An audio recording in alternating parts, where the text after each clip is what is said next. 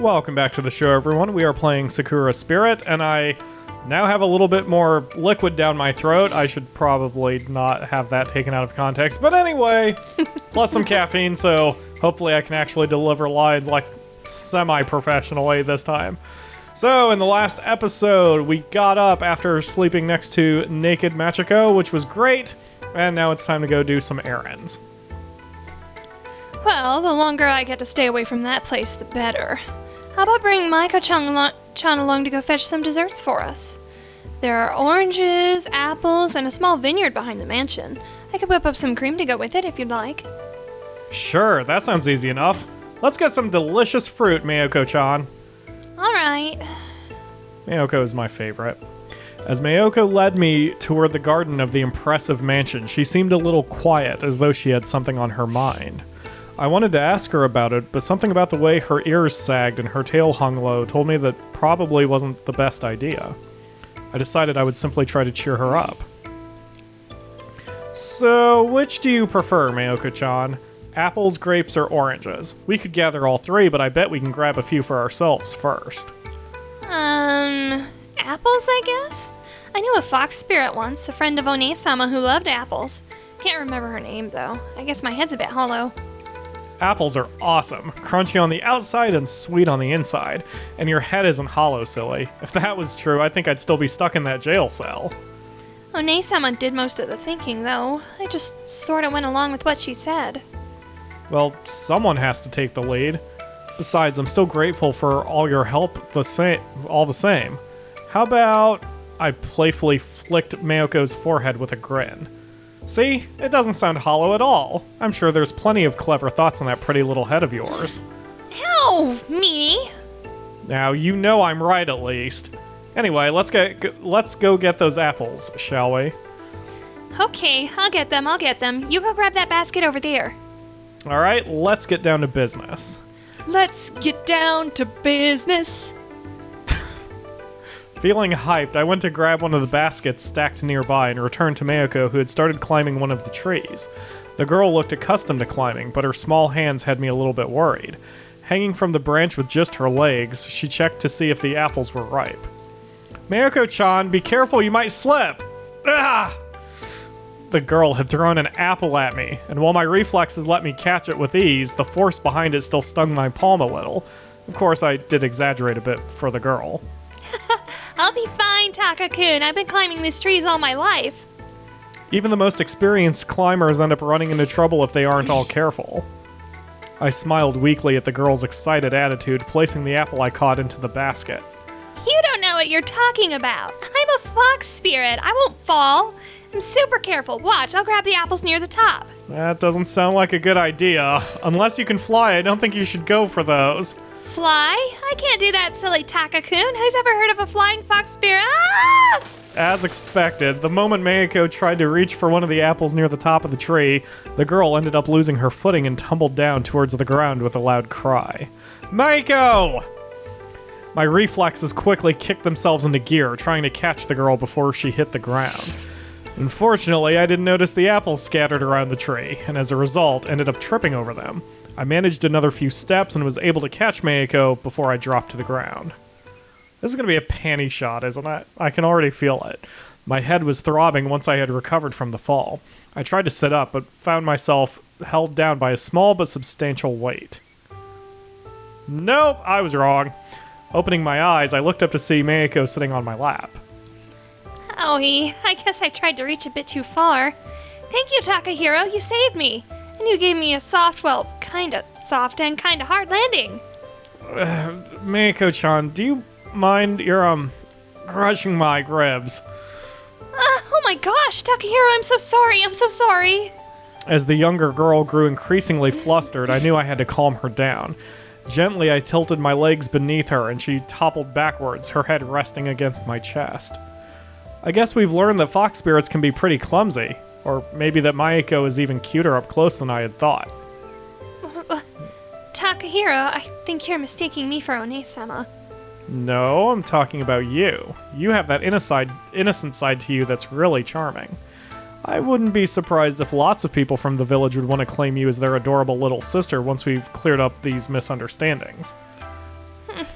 I'd be happy to call you my brother, Takahiro, but lots of people in that village are super mean. I just want to spend time with you and One-sama. Brother? How about darling? Darling? I don't know if I'm ready for that. Really? I think we'd be a cute couple. A hero and a fox spirit living happily ever after. Your sister could stay too. We could raise a little family. I mean, we already have a house, so we wouldn't have to worry about that.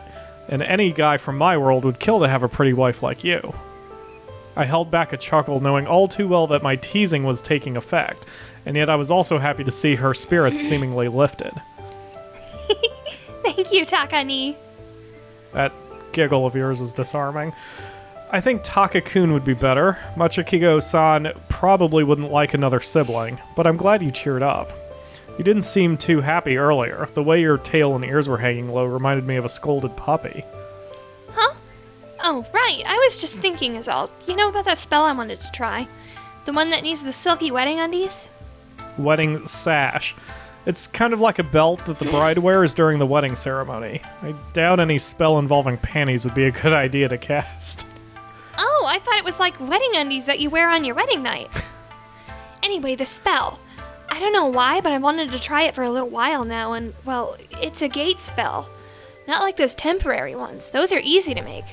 A permanent one, like a portal to a different place. It sounds interesting, but are you sure it's safe? Silly Takani, that's not the point. This spell, it might be able to help you. While that's good and all, I'd prefer not ending up in the middle of the sea or a live volcano. I think we should be a bit more careful with your magic. I'm a good mage. That's what Harry said when he told Atlantis he had a solution to their water shortage. What? Huh? What's Atlantis? A city with high ambitions. What the hell is Takahiro talking about? The lost city of Atlantis legend. Yeah, I know that. Who the hell is Harry? Fuck if I know. Atlantis is a city with high ambitions, sunk into the deep due to poor management. Anyway, I think it's best if we get an expert's opinion before we try anything.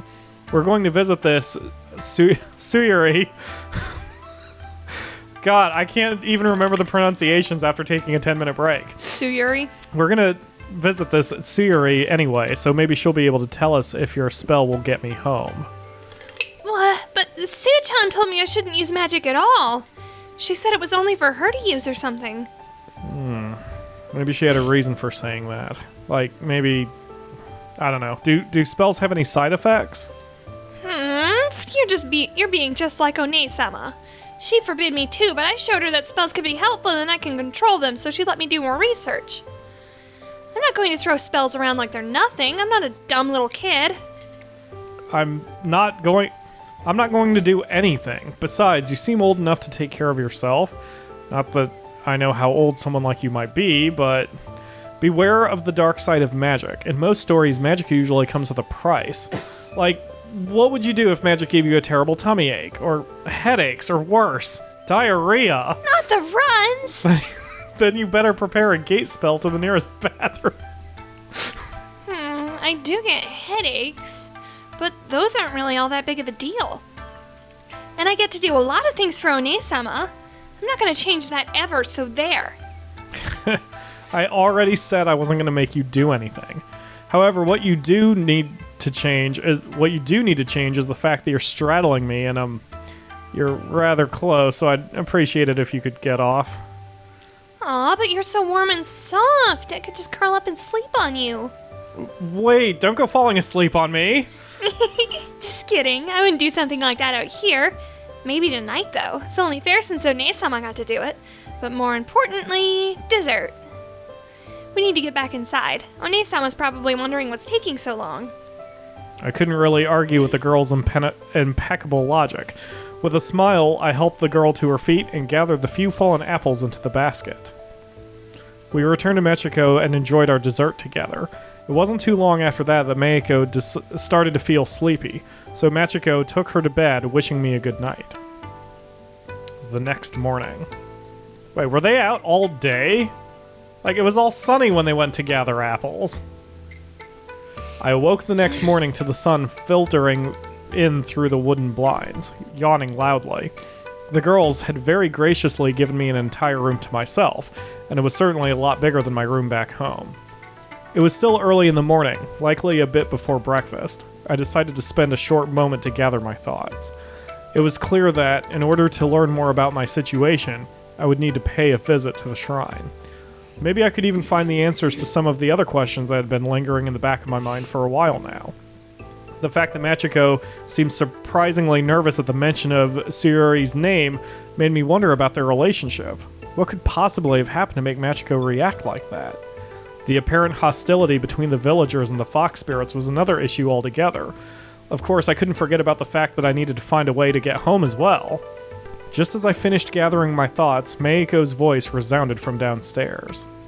Taka-ni, breakfast is ready. Could you go get Une-sama? Sure, we'll be right there. I quickly made my way out of the room, finding myself within one of the corridors of the mansion. Once outside, it didn't take long for me to find Machiko wandering down the corridor, her lips curving into a smile when she saw me. No need to look for me, Taka-kun. Maiko's voice reached me loud and clear. Good morning, Machiko-san. Did you sleep well? It was a decent sleep, although perhaps a bit lonely. However, you seem to be getting along well with my little sister. Taka-ni, was it? Perhaps I should consider you my rival in the quest for the heart of our dear Maiko-chan. She seems to like it. I guess I'll be stuck with that name for a while. Oh, is it not to your liking? Well... Perhaps you would prefer Darling instead? That smile of hers. If a girl ever smiles like that at me, I would be concerned she's gonna literally stab me in the back as soon as I turn around. You were watching us? Indeed. It was like it was taking you both such a long time. I grew rather curious and snuck out. But I didn't see you at all. Well, I am a fox spirit.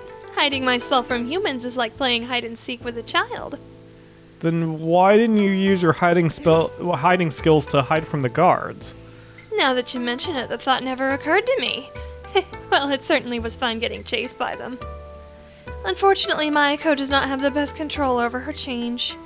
She's far too excitable and is unable to maintain the illusion. It's her one magical blind spot. I'm sure it wouldn't have been fun if the tsundere tyrant had caught you both. That certainly would have been an unpleasant experience. Then again, I'm sure you would have ended up saving me, wouldn't you, Taka-kun? I noticed a subtle change in Machiko's voice as the sweet, sugar-coated words caused my cheeks to flush red.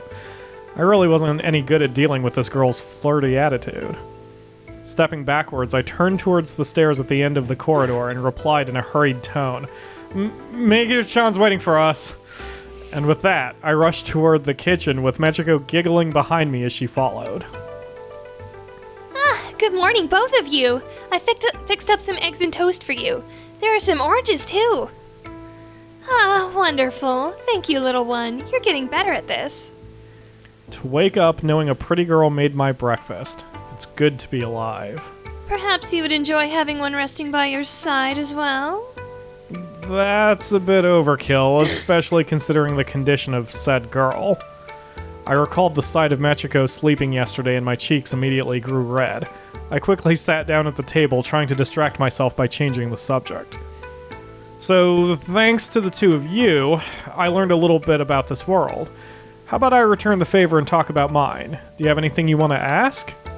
Oh, yes. I want to know. What are the spirits like in your world? Spirits, you say? I thought about her question for a moment before I replied with a sheepish grin. Well, in my world, spirits only exist in folk tales. They appear in stories, and certain religions even worship them, but it's not like we've got them running around like they do in this world. Folk tales? Worship? Your world is strange, Taka-kun. Aw, that's kind of boring. What about your life? Are you a defender of your village? You said something about Chudo before. What's that? We will explain to Meiko what Chudo is in the next episode. Thanks for watching. Are you alright? Yeah, I'm fine. Just crap in my throat. Lovely. We'll see you guys tomorrow for another episode. Thanks for watching. I said that backwards. And also more boobs. Yeah, the boobs are not going to stop in this one. Never-ending pile of boobies. So many boobies. So many.